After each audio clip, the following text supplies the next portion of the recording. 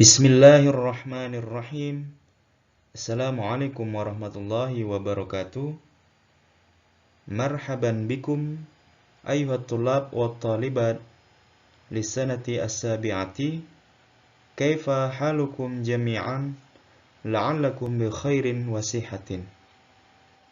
Anak-anak kelas 7 yang Bapak banggakan, jumpa lagi pada pelajaran bahasa Arab di pertemuan yang ke-11. Nah, kali ini kita akan mempelajari tentang at-tarkib, atau dalam bahasa Indonesia disebut susunan kalimat. Tarkib yang akan kita pelajari yaitu tentang al-mubtada wal khabar. Apa pengertian dari al-mubtada wal khabar? Al-mubtada adalah kata benda atau dalam bahasa Arab disebut ismun atau biasa kita sebutnya dengan isim yang berada di awal kalimat dan berkedudukan sebagai subjek. Atau mubtada ini juga bisa disebut juga dengan kata yang akan diterangkan. Kemudian pengertian dari al-khabar adalah kata yang berada sesudah mubtada dan berkedudukan sebagai predikat, atau kata ini bisa disebut juga dengan kata yang akan menerangkan kata sebelumnya. Jadi, bisakah mubtada itu berupa kata kerja? Tidak, karena mubtada itu harus berupa kata benda atau isim. Jadi, apabila sebuah kalimat diawali dengan kata kerja, berarti dia bukan berupa susunan dari al-mubtada wal khabar. Ciri dari al-mubtada wal khabar. Apa saja ciri dari al-mubtada wal khabar? Ciri yang pertama yaitu ciri dari al-mubtada berupa kata benda atau dalam bahasa Arab disebut dengan isim. Apa pengertian dari isim atau kata benda? Nah, pengertiannya yaitu kata benda atau isim adalah semua kata yang tidak termasuk dalam kata kerja. Kata kerja ini dalam bahasa Arab disebut dengan fi'lun. Seperti fi'lul madhi, kata kerja lampau, fi'lul mudhari, kata kerja yang sedang dilakukan, dan lain sebagainya. Dan juga bukan termasuk ke dalam huruf atau kata bantu. Apa saja kata bantu dalam bahasa Arab? Seperti contoh dari harfu jar, yaitu min, ila, an, ala, dan lain sebagainya. Jadi kata benda atau isim pengertiannya yaitu semua kata yang tidak termasuk dalam kata kerja atau dalam bahasa Arab disebut fi'lun, dan juga termasuk atau bukan termasuk dalam huruf kata bantu. Kata bantu seperti min, ila, an, ala, an, lan, dan lain sebagainya. Apa contohnya? Contohnya yaitu berupa nama orang, hewan, tumbuhan, benda mati, tempat, nama waktu, dan sifat. Kemudian ciri yang kedua dari al-mubtada berupa isim ma'rifah. Nah, apa itu pengertian dari isim ma'rifah? Isim ma'rifah adalah kata yang sudah diketahui oleh orang yang mendengarnya. Berarti kata ini pernah disebutkan oleh si pembicara, sehingga kata ini disebut juga dengan kata yang sifatnya khusus. Nah, apa aja yang dimaksud atau yang termasuk dalam isim ma'rifah? Sebenarnya, yang termasuk dalam isim ma'rifah itu ada 7. Akan tetapi, yang akan kita pelajari di sini hanya 4. Apa saja yang 4 tersebut? Yang pertama, nama orang, nama kota. Ini disebut dengan al-alam dalam bahasa Arab. Contohnya, Muhammadun, Aliyun, ini nama orang. Madinatun, ini nama kota. Kemudian yang kedua, kata yang ditambahkan dengan huruf alif dan lam. Kata ini berupa kata benda. Contohnya, tobibun ditambah dengan alif dan lam menjadi at-tobibu. Maka barisnya berubah menjadi domah. Yang awalnya tanwin berubah menjadi dhammah atau u. Kemudian mudarrisun ditambah dengan alif lam menjadi al-mudarrisu. Maka baris terakhirnya berubah dari menjadi u setelah ditambah dengan alif dan lam. Kemudian yang ketiga, kata ganti atau ad-dhamairu. Dalam bahasa Arab, domir itu ada 2, yaitu domir muttasil dan domir munfasil. Domir muttasil ini domir yang bersambung dengan kata. Contohnya, kita buka. K-nya di situ termasuk dalam domir. K bersambung dengan kata sebelumnya menjadi kita buka. Kitabi, buku saya. Kita buka buku kamu.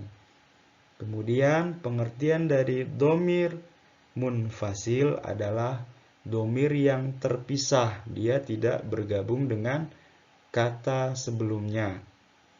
Dalam bahasa Arab, domir munfasil ini ada 14. Tetapi yang baru kita pelajari hanya 5 saja. Apa saja itu? Yaitu huwa, hiya, anta, anti, dan ana. Maka domir yang selanjutnya akan kita pelajari pada pertemuan selanjutnya. Kemudian yang keempat yaitu kata tunjuk atau dalam bahasa Arab disebut dengan ismul isyarah. Dalam bahasa Arab ismul isyarah itu ada 2, kata tunjuk dekat dan kata tunjuk jauh. Kata tunjuk dekat seperti hada, hadihi, itu artinya ini. Dzalika, tilka, artinya itu untuk kata tunjuk jauh. Jadi hada dan hadihi ini berupa kata tunjuk dekat.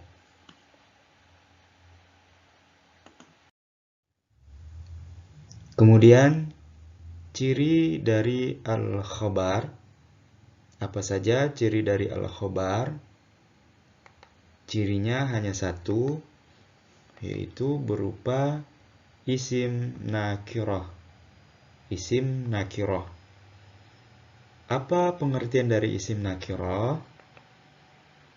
Isim nakirah adalah kata yang belum diketahui oleh orang yang mendengarnya.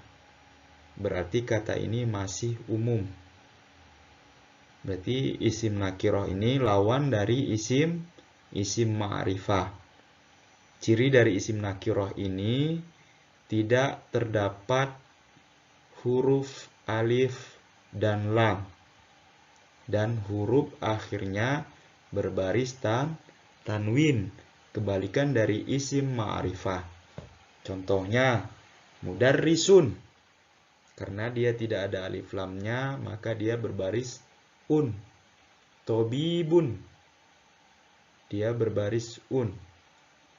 Jadi, untuk gampangnya, kita hanya mengingat untuk khobar ini dia tidak ada alif dan lam.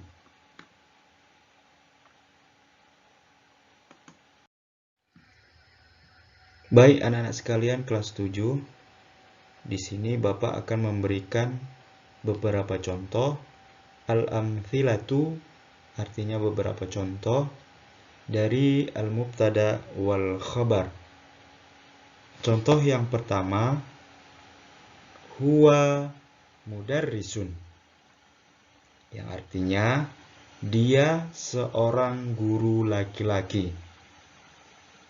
Perhatikan di sini kata atau kalimat huwa mudarrisun. Di sini ada kata huwa dan mudarrisun. Perhatikan di sini huwa. Huwa di sini terdapat di awal kalimat. Dia berupa isim. Isim apa? Isim dhamir. Berarti dia disebut dengan al-mubtada. Karena huwa di sini disebut juga dengan kata yang akan diterangkan. Kemudian kata selanjutnya mudarrisun. Mudarrisun ini perhatikan ciri dari al-khobar. Dia tidak ada alif dan lam. Maka mudarrisun di sini disebut dengan al-khabar. Jadi huwa di sini al-mubtada, mubtadanya, dan mudarrisun di sini sebagai khobar karena dia menerangkan kata sebelumnya. Huwa dia. Siapa dia? Mudarrisun, seorang guru. Seorang guru di sini kata yang menerangkan kata sebelumnya. Contoh selanjutnya, tilka mudarrisatun, yang artinya itu seorang guru perempuan. Perhatikan kata yang terdapat di awal kalimat yaitu tilka. Tilka di sini termasuk isim isyarah yang menunjukkan kata tunjuk jauh. Tilka itu. Dan dia terletak di awal kalimat dan termasuk sebagai isim ma'rifah. Maka tilka di sini disebut mubtada atau kata yang akan diterangkan oleh kata selanjutnya. Apa itu katanya? Mudarrisatun. Mudarrisatun, lihat di situ tidak terdapat alif dan lam. Maka dia termasuk dengan al-khobar. Disebut juga dengan khobarnya karena kata ini menerangkan kata sebelumnya. Tilka itu. Siapa itu? Itu seorang guru perempuan. Seorang guru perempuan di sini kata keterangan yang menerangkan kata sebelumnya yaitu tilka. Kemudian kalimat selanjutnya anta aliyun. Kamu Ali. Anta. Kata yang pertama di sini termasuk ke dalam domir. Domir apa itu? Domir munfasil karena terpisah. Maka dia disebut dengan al-mubtada atau kata yang akan diterangkan. Kemudian kata selanjutnya yaitu aliyun. Aliyun di sini lihat. dia termasuk dengan khobar. Maka Aliun di sini disebut dengan khobarnya. Kata dia, karena dia yang akan menerangkan kata sebelumnya, yaitu anta. Kamu, siapa kamu? Kamu Ali. Kemudian contoh selanjutnya, al-faslu nazifun. Kelas itu bersih. Perhatikan di sini kata yang pertama al-faslu termasuk isim ma'rifah, yaitu dengan alif dan lam. Maka dia di sini termasuk ke dalam mubtada'nya atau kata yang akan diterangkan. Al-faslu kelas. Kelas, kenapa kelas? Nazifun bersih. Maka nazifun di sini dia disebut dengan khobarnya. Kata dia menjelaskan kata sebelumnya.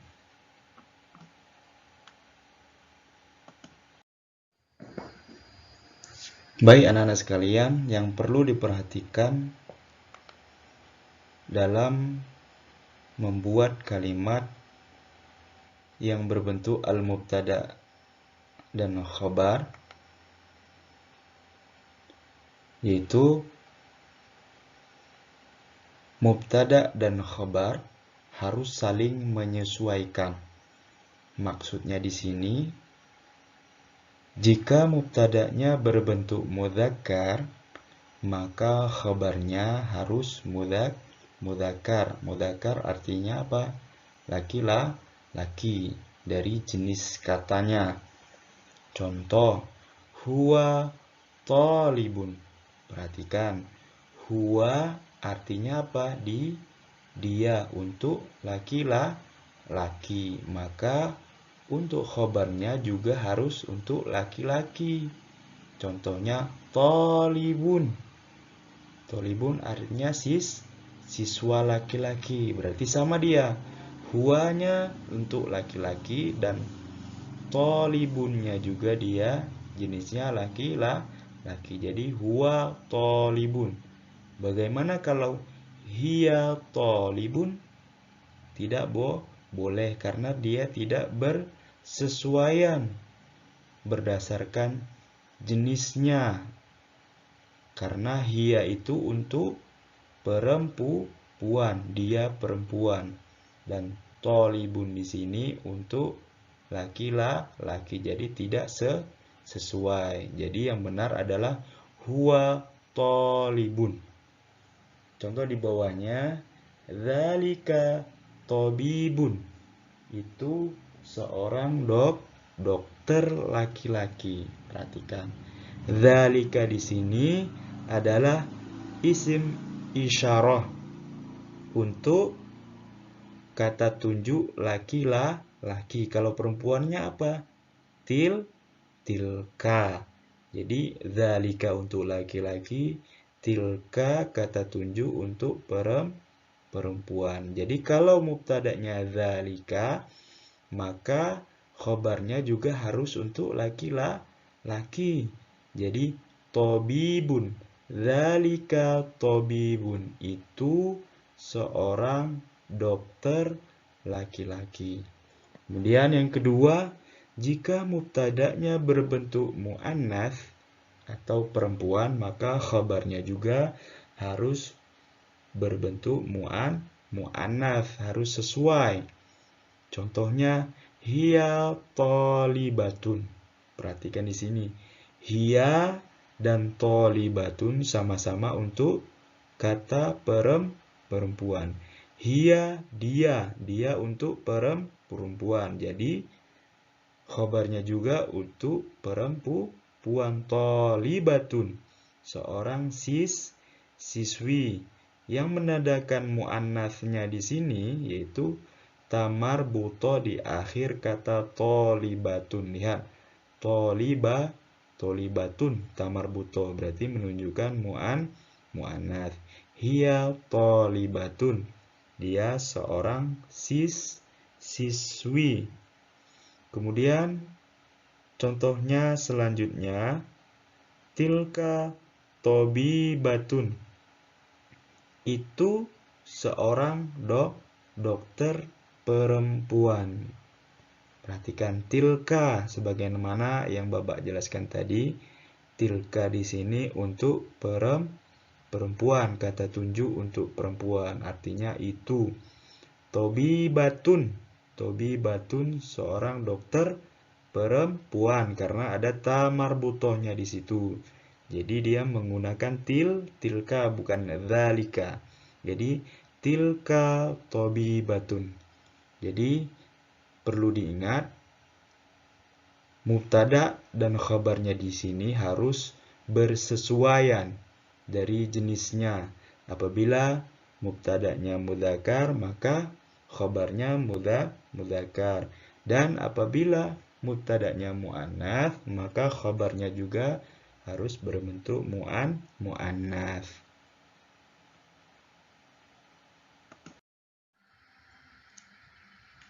Kemudian di sini ada at-tadrib. At-tadrib artinya latihan. Sini kita akan mengerjakan latihan bersama-sama, yaitu ikhtaris shahih mimma bainal qausaini. Pilihlah kata yang tepat yang berada di dalam kurung. Soalnya hadhihi nuqtah nuqtah nuqtah.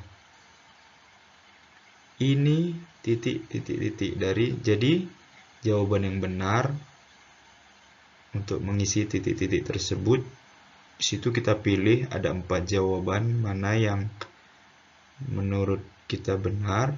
Di situ ada mudarrisatun. Mudarrisatun artinya guru perempuan, mudarrisun guru laki-laki, tabibun dokter laki-laki, Ja'faru ini nama orang Ja'far laki-laki. Jadi di sini soalnya hadhihi. Hadhihi merupakan isim isyarah ini untuk perempuan. Jadi jawaban yang cocok di situ mudarrisatun. Mudarrisatun karena dia sesuai dengan kata sebelumnya, yaitu perempuan, guru perempuan. Hadhihi mudarrisatun, ini seorang guru perempuan. Kemudian soal selanjutnya, anta nuqtah nuqtah nuqtah. Di situ ada pilihan jawabannya 4, tilmizun, tilmidatun, talibatun, tabibatun. Tilmizun artinya murid laki-laki, tilmidatun murid perempuan, talibatun siswi, tabibatun dokter perempuan. Perhatikan soalnya anta. Anta di sini merupakan isim domir, kata ganti, yaitu untuk kamu laki-laki. Jadi mana di situ yang untuk laki-laki yang tepat, yaitu tilmizun murid laki-laki. Jadi jawabannya tilmizun. Anta tilmizun. Mungkin sampai di sini dulu pelajaran kita hari ini. Mudah-mudahan anak-anak Bapak dapat memahaminya. Ila liqa fi usbu'it tali insyaallah. Wassalamualaikum warahmatullahi wabarakatuh.